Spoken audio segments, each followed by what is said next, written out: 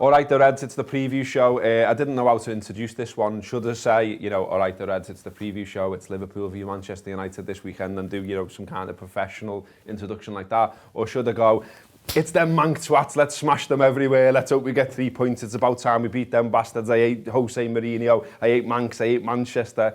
Vote in the box below which intro you would like. Got Rob Gutmann and Paul Cope with me today.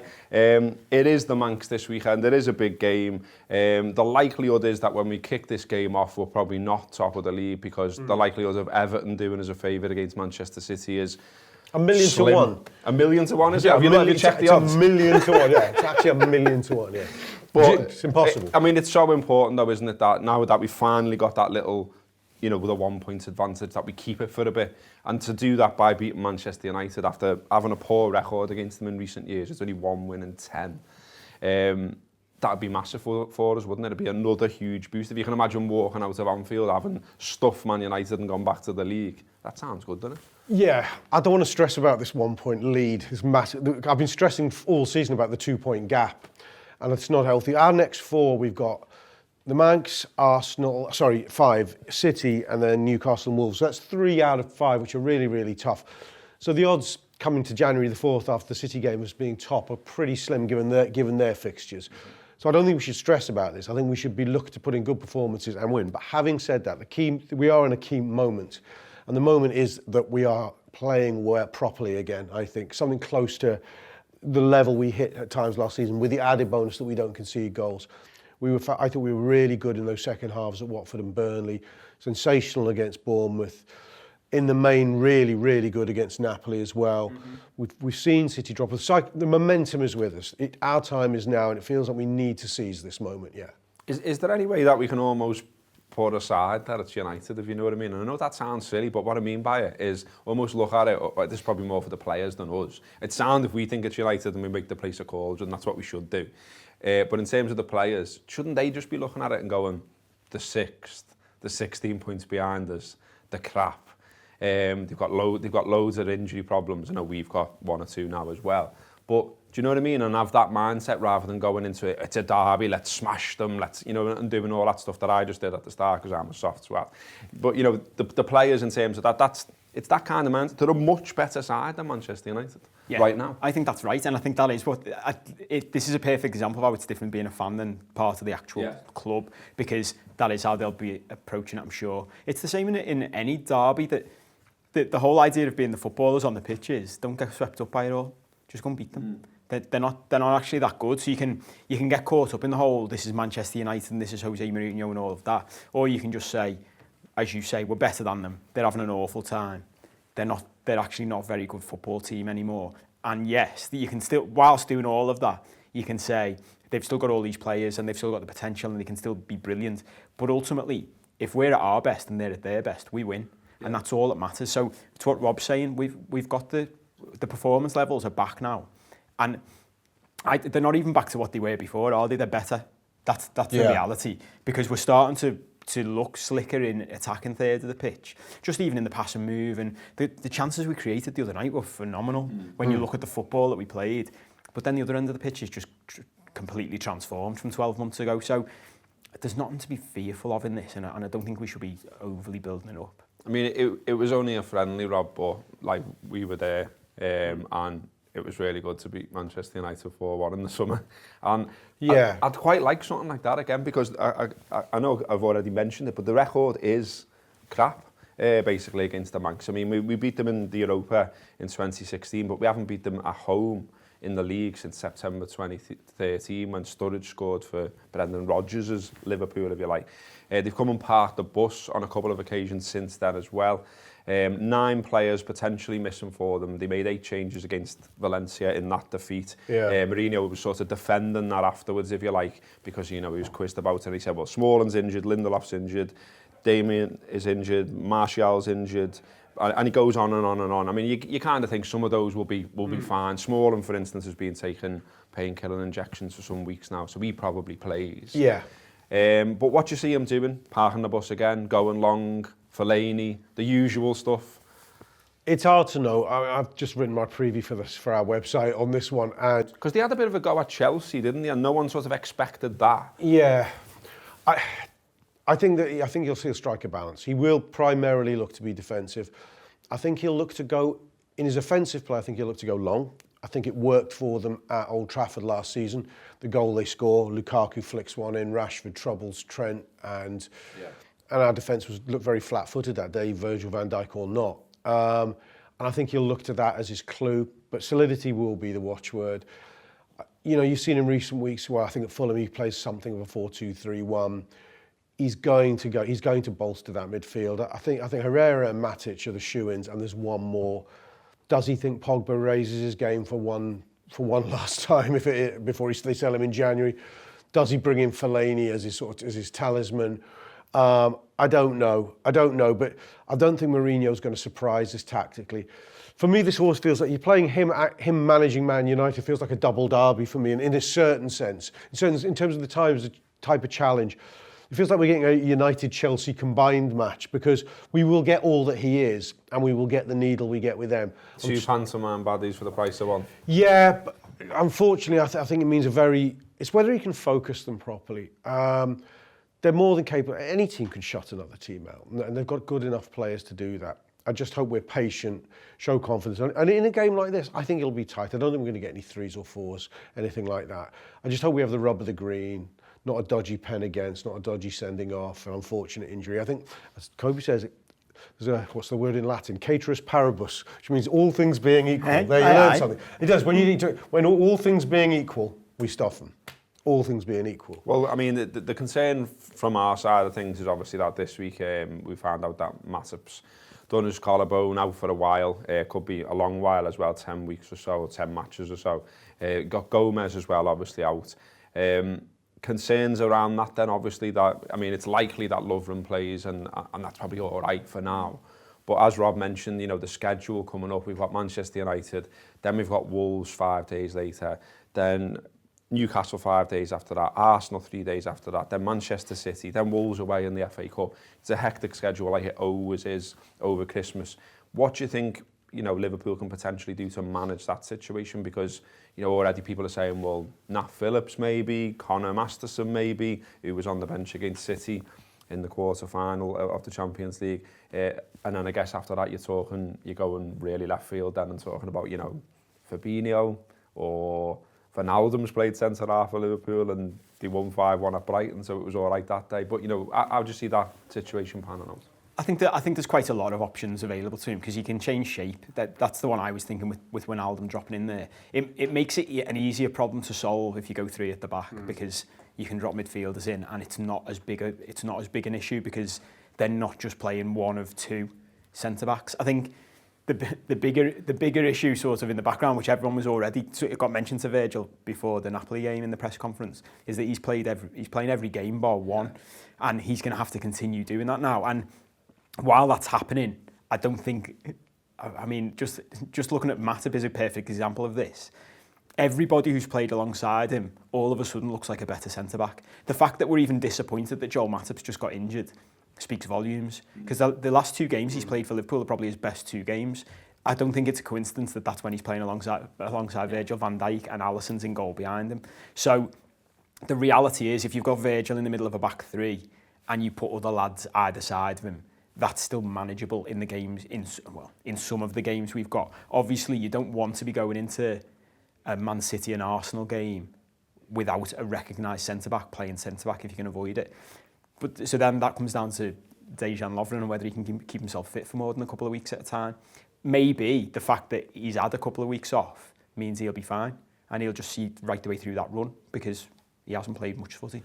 I think the 2 games we can look to make maybe more radical resting changes would be that Newcastle game on Boxing Day. You can piss about with defence, because you'd imagine we're going to utterly dominate the ball there. Yeah. And the Wolves FA Cup game, however much we all want to win a trophy, and how much we'd have liked that to have been, you know, a crap team at Anfield, and it's a tough tie, that one. I still think he's got to make changes, and he may have to pull Virgil out of at least one of them, I think. Yeah. Okay, well, we've got loads of Neils on this show, and here's the first Neil Jones. He's doing our Inside Tour feature.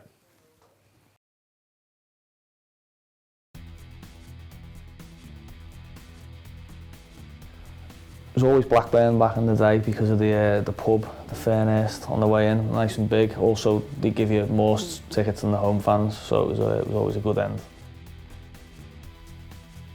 Favourite goal would be one of two. It would either be Robbie Fowler, Cruyff turning Steve Staunton and pinging one into the top end net, or it would be Steven Gerrard unhooking his right foot and over his shoulder at Marseille, whipping one into the top corner. Ridiculous goal. Probably the best goal Gerrard ever scored for Liverpool, taken out of context. First one, the grey candy diamonds away kit from 1990. That's probably my favourite one, just because it was the first one I ever won. First match, Liverpool, same that season, 1990-91. I didn't know it at the time, but it was Graham Souness's first home game as Liverpool manager. Crystal Palace, 3-0. I think Rush, Barnes and an own goal. Funniest one I've seen, mine are not as funny because obviously I'm spending it in the press box, but seeing Jamie Carragher playing right back with Philip Deggan right wing for 90 minutes against Tottenham was probably one of the funniest afternoons, evenings I've ever had, just because of how disdainful Carragher was. And there was one moment where he was screaming at Deggan, just screaming Deggan, Deggan, Deggan, just to get the ball for him so he could take a throw. Deggan didn't get it, Carragher went and got it. Went to take the throw, Deggan said, come ahead, I'll take it short. And Carragher said, I'm not fucking throwing it to you. And just threw it straight to Tottenham. And Herrera, absolutely hate him, but I actually think he's all right as a player, but I can't stand everything about him. Professional, I don't have a pre-match pint. I have a post-match sometimes, just in my local pub down in Littleland, so no pre-match, just post-match. Worst Liverpool player, it's got to be the guy who signed as part of Michael Owen's move to Real Madrid, the lawyer. I think he actually was just a lawyer. Antonio Nunes scored in a cup final, played on the bench in the European Cup final, but God, he was poor. Your host of One for the Future, Andy Kelly, okay, the big burly Ulsterman, he refers to sausages as lads. So he'll say that he's going out tonight for a couple of lads, and that means he's having a couple of sausages. Okay, nice one to Jonesy there. This match then, let's talk more about it. It is huge, it is big. We've done the bit where we said they're not that good, but it's still Manchester United. It's still Manchester United coming to town. It's Manchester United coming to town when we're in the middle of a title challenge. Yeah. And I think we can't bang on enough about the fact that we need to be right, I think, as a group of fans and the mindset. So, like, you know, you said before, like, at some point we probably do drop some points. We need to not lose our shit when that happens. And also, we just need to get right behind this team and do everything we can. So, I was made up, I've seen a tweet from the Spy and Cop lads, and they said, we're in the last 16 of the European Cup, we're top of the league, every game from here is massive. Starting Sunday, we're going to make it an old school flag day. Let's get every flag and wave it out on the Kop. If you've got one, bring it. If you haven't got your own, you can wave one of ours above us, only sky. Well into them, boys, because I think that's what helps to set the tone, doesn't it? You know, and players like particularly Robertson and things like that, you can see how they thrive on the atmosphere around them, and he's not the only one. So we need to do our bit and not do the blasé, arms folded, we're good, aren't we? And just let it unfold in front of you. Play an active part. Yeah, to a degree, I think United takes care of itself more. I mean, whilst I applaud what they're doing is absolutely right. I almost kind of think if we sort of redouble our efforts, it's for Newcastle on Boxing Day. Even the Arsenal game, I mean, it's you know, I'm not the one. They're doing fantastic stuff, organising and encouraging this kind of thing. But in a way, we need 20 of these now. Between now, you know, everyone, I know that's a big ask of our entire community, but this is a big season for Liverpool. Well, it's a season full of massive opportunity. Could it come around again? It should, but you never know. We just got to make it count. Exactly. I mean, you know, we ended up enjoying 13-14, didn't we? But I think there's a little bit of rose-tinted specs about that. It was once they got on a run, wasn't it, basically? Yeah. It wasn't all the way through the season. This time around, we've hit the summit before Christmas. We're all made up. We're made up without a player, and we can see the progress and everything else. So, like I say, back them then. Yeah, well, it's even as you're talking about it then, I was thinking, well, in 13-14, the atmosphere did start ramping up once everyone realise we were in a title race, and that gives us such an advantage over our rivals. It's incredible because at the end of the day, if it's us against City, City just do not have that. Yeah. And so the question then is, well, at what point do you start doing that? When you think you're in a title race? Well, we're top of the league now. We're in a title race. So maybe there should be a bit of a mindset shift in the fan base, in the ground especially, of it's every, as Rob says, it's every game from now is we do our bit, we add to all of that, and yeah, probably a bit like the team actually. Start ramping it up, ready to start peaking in February, March, April, and that's when you can start greeting the buses and all the rest of it and getting the players involved. But for the time being, we still need to maintain the atmosphere. And I think in fairness, the atmosphere at Anfield has been a lot better since Klopp's come in and done everything he's done. But we still have those flat days and flat afternoons. And I think this one, it's a Sunday afternoon, isn't it? So again, no excuses, bit like the other week, no excuses for it. So yeah, I think we have to treat every game like that now. Just wanted to say as well about, there's obviously lots of ex-Mancs that work in the media, and that to me has got its advantage right now, because they're all having a pop at their own team, at their own manager, and it's quite enjoyable to watch from outside, you know, because we've had it the other way around. I remember Julio getting really paranoid about the amount of Liverpool pundits or ex-Liverpool pundits that were out there, you know, criticising what he was doing at the time. But I'll just read a couple out because, as I say, it's quite enjoyable. So we had Rio Ferdinand saying that basically no team wants Liverpool in the last 16 in the Champions League. He says the tenacity with which they play is unrivaled in Europe at the moment. They're aggressive on the front foot and their attention to detail is something to behold. And when you've got Mo Salah, Mane and Firmino backing it up, this is a team you wouldn't want to come out of the hat and have to play against. Then you had Darren Fletcher talking about Man United, saying they're not drilled enough to play Liverpool in an open game. The instructions will be to play in Liverpool's half, miss the midfield out, and you'll probably see Matic and Fellaini and pace either side of Lukaku. Yes, that's what I said too, I think, more or less. Yeah. But it's good to see them getting the digs. Oh, it is. Do you know what? Maybe I'm misremembering it, but I think they get it, and maybe it's not something I should. I think they get it much worse than we ever got, because the wider media loves the Man United story, and I think there was a time where we thought, oh, they overloved them during the Ferguson era, but you can see when they're down, the media's really ready to kick them. I think. I mean, I know it will go. Yeah, Rafa got it, Houllier got it, but I think United really, really get it, and I'm not anywhere near feeling sorry for them. But it just I'm savouring every last minute of it. But it is, it's a bit special to behold, it is. And Mourinho as well, sort of, he obviously rubs up a lot of people the wrong way. He seems to revel in it a little bit. But while in the past, like, you know, you sort of had a begrudging admiration for him, he's a little bit of a busted flush for me now. It's just a bit like, you've done this act, mate. Do you know what I mean? Yeah, I remember saying it. I think I might have written something on it last year, that he comes across as a dinosaur now. He comes across as something from a previous form of football. Which I don't think does him any favours these days. And it's funny I've been thinking about this for a while. Me and Neil talked about it on Talking Reds, that the echoes of Liverpool, as it's sort of over the past 20 years, and Man United now, are frightening. I've often said that rivalries created, this isn't groundbreaking news for anyone, but created by people and clubs and cities being so similar. And Liverpool and Manchester have got a massive rivalry because we're so similar. Liverpool and Manchester United, same thing. Yeah. And I've always had the begrudge, as you can tell if you ever listen to me on this, I've got a begrudge and respect for Man United for what they did under Ferguson. But what happened then, with, as you referenced about Houllier and Benitez, where we'd had decades of domination, which meant that all of our ex-pros then went into the media, which meant that it was harder for the new managers because they're constantly being talked about in the media by the lads who dominated.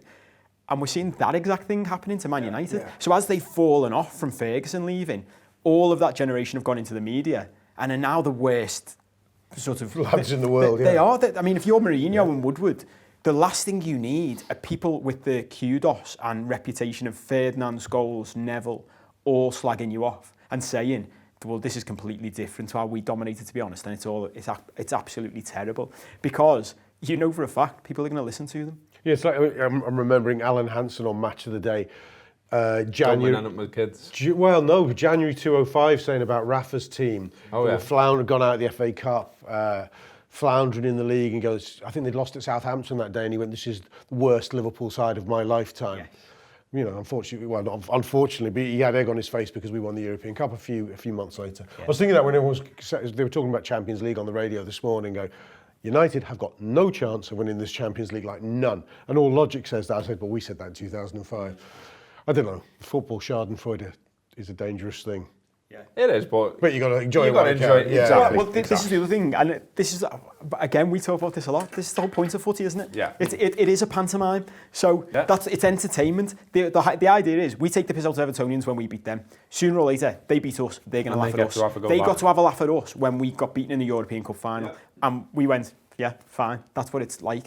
We've taken shit for years because United were dominant. We had to listen to the whole Ferguson knocking us off our perch shit, which was just all nonsense anyway, because he didn't knock us off anyway. We just fell off. But we've got this now, and the reality is, Man United is still a huge football club with huge spending potential. I'm dreading the day when I wake up and hear Mourinho's been sacked, because then they might get in a new manager who takes this group of players, which is actually pretty good, and turns it into a good footy team. So we should make the most of every second. There is a little bit of a danger though, and like, you know, plenty of people have wrote the piece, and I wrote the piece, and it came up on me, you know, like you get a thing on Facebook saying you wrote this 4 years ago or 5 years ago or whatever it was, and I wrote the piece saying United could do what Liverpool did here, where, you know, the big manager goes and then they just never find another right one for a long time, and they just keep going round in a circle, and they get worse and worse and worse, and that's what I'm praying for. And I just want to give you a few stats because, a few more interesting things before we finish, really. The bookies is interesting in that every bookie uniformly is saying Liverpool odds on to win. And you can get, and you'll be interested in this, obviously, Rob, with your insurance bet that you do. Yeah, you get 5 to 1. Yeah. I look at the 5 to 1 on United is mad. Because although I do an insurance bet, I'm usually quite confident we're not going to get beaten at Anfield. So I look to the draw odds. Those are, I like that. I think, is it threes, something like that? 3 to 1? Draw odds, hang on. 3 to, normally when we're playing crap, 3 to 1. Normally if we're playing crap, it's 3 or 4 to 1 the draw, 5 or 6 to 1, or 7 or 8 to 1 the away win. But yeah, there's compo to be out there. I think that on that point, that this is not a very positive point. In the echoes of the past thing, when you mention our record against them in recent seasons, when they were great and winning leagues, they actually didn't have a great record against us in one-on-one games for whatever reason. Yeah, I've got loads of great memories of actually us going to Old Trafford or us playing them where our odds were really long, and me and mates going, well, we'll have a go at that, and winning loads of money off it because we won with the Danny Murphy free kick and the Paddy Berger goals and those types of memories. And even under Rafa, when we had the great memories and beating them 4-1 and things like that. Well, they were winning leagues then. So ultimately, we won the battle, but they won the war. And that's my only concern with stuff like this. And do you know what? I would take right now, we drop points on Sunday and win the league at the end of the season. And if that's the echo of the past we have, so be it. The flip side to that, though, is it was really enjoyable beating Everton, obviously. It will be really enjoyable if we beat Manchester United. They're like little things you tick off during the season, enjoying the moment rather than thinking about what comes at the end type of thing. Yeah. We're all going to have a great time if we beat United, aren't we? Yeah. Because there's never a bad time to beat them, basically. And no one, we don't really, you know, if we come out at Anfield, you know, 6 o'clock or whatever on Sunday and we've beat them convincingly, we're not talking to each other going, they're a shit United side and they were only 6. We're going, get in, you mank bastards. Of course we'll do that, but I go back to the beginning, what we all said at the beginning. I'm all about this league title. I just want the points. I couldn't give a crap about Man United. I won't even look how many points we are ahead of them if we beat them. And I don't care actually if they have a great day and play us off the park and we're really, really lucky 1-0 winners in off Origi's head in the last minute. I just want these points because it'll just be a hard. Let's be right. It's still one of the hard games we've got left. All the games against the top 6 are the games where we're likeliest to drop points. If we can not drop points, that's what counts. The afterthought will be sticking it to them, but we've long since stuck it to them. Our 16-point gap says we've stuck it to them, and nothing's going to change that. Well, on that, I think that's a really interesting point because you've got to think about it. Before City played Chelsea, my mate who's a City fan messaged saying, if we beat them, is it all over? Is it done? And you've got to think we're both doing the same thing to each other. We're looking at their fixtures and they're looking at ours saying, which teams could really take points off them? Because I think we're both saying it's difficult. I mean, they're playing Everton on Saturday and we're saying that 1,000,000% they beat them. I'm not convinced of that, by the way, but that's what it's like. You look at each other's fixtures. They took the piss out of Man United, by the way. Exactly. So, you know... Well, this is one of the games that they'll be looking at thinking, they could drop points here. Yeah, so if you beat them, it's a psychological blow to them as well because they go, okay, that's one less of their tricky, tough games ticked off. And we've both still got to go away to Old Trafford, I think, then, in the second half of the season. If you look at an expected point, even if you want to put Liverpool on a 95-point trajectory for this season, and you pick where the points would be dropped acceptably, this would be one of them. A point is no bad result. That's why three to me is a surplus, is a gain or two. A gain of 1.5. Well, let's get the 3 though. Let's get the 3. Man United have been 2-0 down in 30% of their games so far this season. This is also the most points Manchester United have been behind Liverpool in the league table before Christmas since 1990. Liverpool are currently on the joint best Premier League unbeaten run, 17 games. They last had a longer run in the top flight between March and November in 1990 when they went 23 games. And also, just to finish up, Manchester United have conceded 26 goals in 16 Premier League games this season, just 2 fewer than they conceded in the whole of 17-18 when they only conceded 28. I told you the shit. Up the Reds. Here's Neil Atkinson with the tactics to finish. Come on, the boys. Bit naughty, aren't I? It's not really going to be quite like that, is it? Let's be quite honest with ourselves. That we have in the past seen the Jose Mourinho 6-3-1 work. And I think this is worth remembering. It's a game of football. It's not a moral thing. It's not got to have that sort of essence on it. You get the result that you need any way you want. And we know the Manchester United approach, the Manchester United manager in the past has been to take time out of the game, has been to make it awkward and difficult for the boys in red. And that is perfectly valid. It is within the rules of the game. And when it isn't within the rules of the game, it's going to be properly officiated.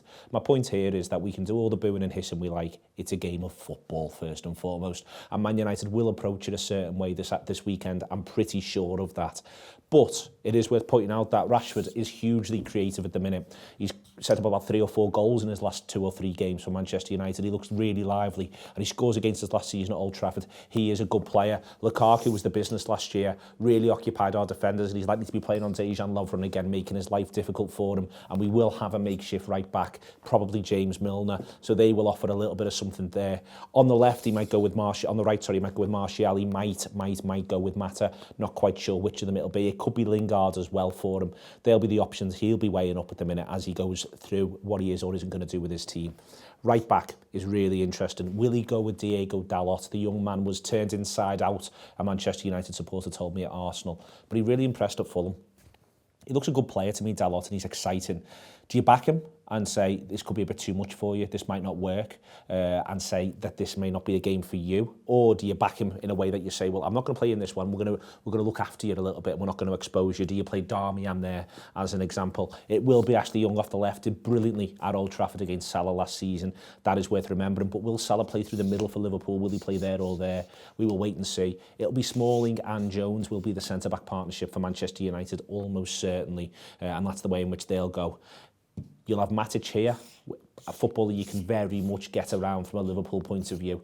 It will be interesting to see if Liverpool can get at Matic. He's not had a good season, but he's played about 70 games across the whole of last season. He can be turned around, his life can be made awkward. And then it's what else happens in midfield. Will he or won't he play Pogba? I think he probably won't.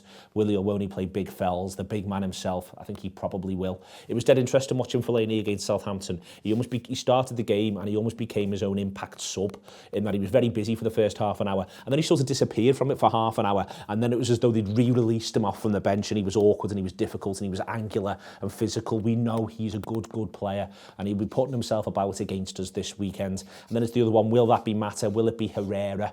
Will Mata be up here instead? Will Lingard and Mata do a little bit of jiggery-pokery? Will it probably not be Pogba? It probably won't be Pogba. Herrera didn't do very well against Manchester City. He found it a difficult afternoon for him, so it may be that he doesn't go with Herrera against us. What we do, we'll see what our manager feels like, the options that he's got. We know where he is, a bit makeshift here at the back. It's been talked about a lot, but Liverpool should have too much for this Manchester United side. We can do this thing where we talk ourselves out of things by saying, well, it's a derby and the form book goes out of the window. But really, last few seasons, Liverpool versus Manchester United, that hasn't happened. Benitez and Ferguson era, that didn't happen. We beat them home and away, 2008-9, and we beat them home and away because we were as good as them. Whereas 2 years prior to that, we didn't beat them home and away because they were better than us. They were 20 points better. Last season, Manchester United finished second, Liverpool finished fourth. We only took 1 point off them.